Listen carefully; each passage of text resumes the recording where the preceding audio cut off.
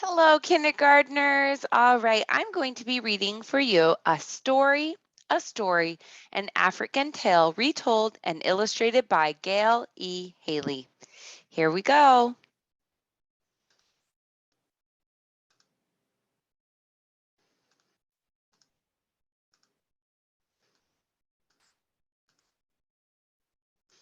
A story, an African tale retold and illustrated by Gail E. Haley.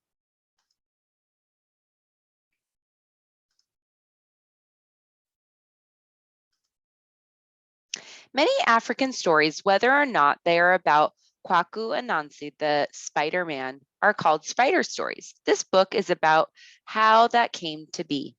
Spider stories tell how small, defenseless men or animals outwit others and succeed against great odds. These stories crossed the Atlantic Ocean in the cruel ships that delivered slaves to the Americas. Their descendants still tell some of these stories today. Anansi has become an Annecy in the Caribbean Isles, while he survives an Aunt Nancy in the southern United States. You will find many African words in this story. If you listen carefully, you can tell what they mean by their sounds. At times, words and phrases are repeated several times. Africans repeat words to make them stronger. For example, so small, so small, so small means very, very, very small. The African storyteller begins, we do not really mean that what we are about to say is true. A story, let it come, let it go. Once, oh, small children, round my knee, there were no stories on earth to hear. All the stories belonged to Naime, the sky god. He kept them in a golden box next to his royal stool. Anansi, the Spider-Man, wanted to buy the sky god's stories, so he spun a web up to the sky. When the sky god heard what Anansi wanted, he laughed, tweet, tweet, tweet. The price of my stories is that you bring me Osibo, the leopard of the terrible teeth, Mumboro, the hornet who stings like fire, and Muatia, the fairy whom men never see. Anansi bowed and answered, I shall gladly pay the price. Tweet, tweet, tweet, chuckled the sky god. How can a weak old man like you, so small, so small, so small, pay my price? But Anansi merely climbed down to earth to find the things that the sky god demanded. Anansi ran along the jungle path, riddy, till he came to Osibo, the leopard of the terrible teeth. Oh, Anansi, said the leopard, you are just in time to be my lunch. Anansi replied, as for that, what will happen will happen. But first, let us play the binding game. The leopard, who was fond of games, asked, how is it played? With vine creepers, explained Anansi. I will bind you by your foot and foot. Then I will untie you and you can tie me up. Very well, growled the leopard, who planned to eat Anansi as soon as it was his turn to bind him. So Anansi tied the leopard by his foot, by his foot, by his foot, by his foot with the vine creeper. Then he said, now, Osibo, you are ready to meet the sky god. And he hung and tied leopard in a tree in the jungle.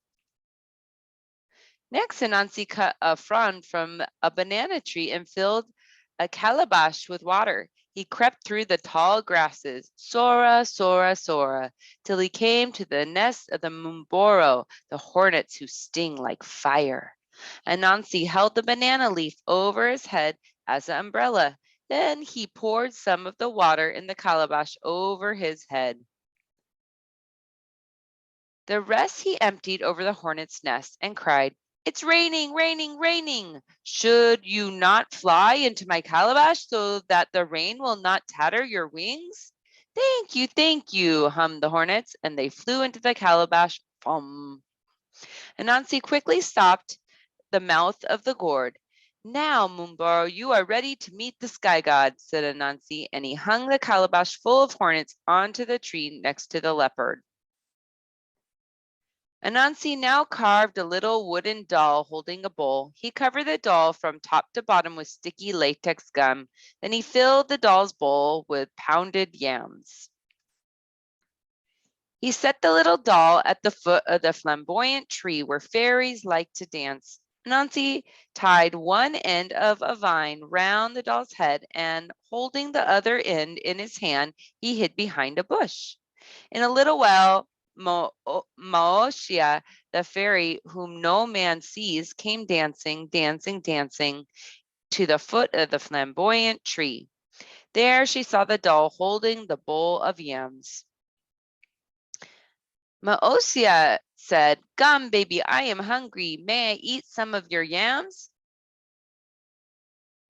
Anansi pulled at the vine in his hand, placed so that the doll could seemed to nod its head. So the fairy took the bowl from the doll and ate all the yams. "Thank you, Gum Baby," said the fairy, but the doll did not answer. "Don't you reply when I thank you?" cried the angry fairy. The doll did not stir. "Gum Baby, I'll slap your crying place unless you answer me," shouted the fairy, but the wooden doll remained still and silent. So the fairy slapped her crying place. "Pah!" Her hand struck fast the Gum Baby's sticky cheeks. "Let go of my hand or I'll slap you again. Pah!" She slapped the doll's crying place with her other hand. Now the fairy was stuck to the Gum Baby with both hands, and she was furious. She pushed against the doll with her feet, and they also stuck fast.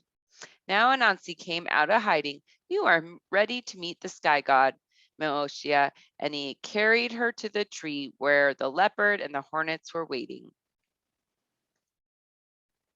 Anansi spun a web round Osibo, Mboro, and Muosha. Then he spun a web to the sky. He pulled up his captives behind him and set them down at the feet of the sky god. "Oh, Naime," said Anansi, bowing low, "here is the price you asked for your stories. Osibo, the leopard of the terrible teeth. Mumboro, the hornets who sting like fire. Maoshia, the fairy whom men never see." Naime, the sky god, called together all the nobles of his court and addressed them in a loud voice. "Little Anansi, the Spider-Man, has paid me the price I asked for my stories. Sing his praise, I command you. From this day and going on forever, proclaim the sky god, my stories belong to Anansi and shall be called Spider Stories." Shouted all the assembled nobles. So Anansi took the golden box of stories back to Earth, to the people of his village. And when he opened the box, all the stories scattered to the corners of the world, including this one. "This is my story which I have related. If it be sweet or if it be not sweet, take some elsewhere and let some come back to me." And that is the end of our story. All right, I hope you enjoyed our story, kindergartners. Let's end with a Yeti high five. Here we go. Ready? Yeti high five. Yeti high five. All right, Yetis, I hope you have the best day. Bye-bye. See you later.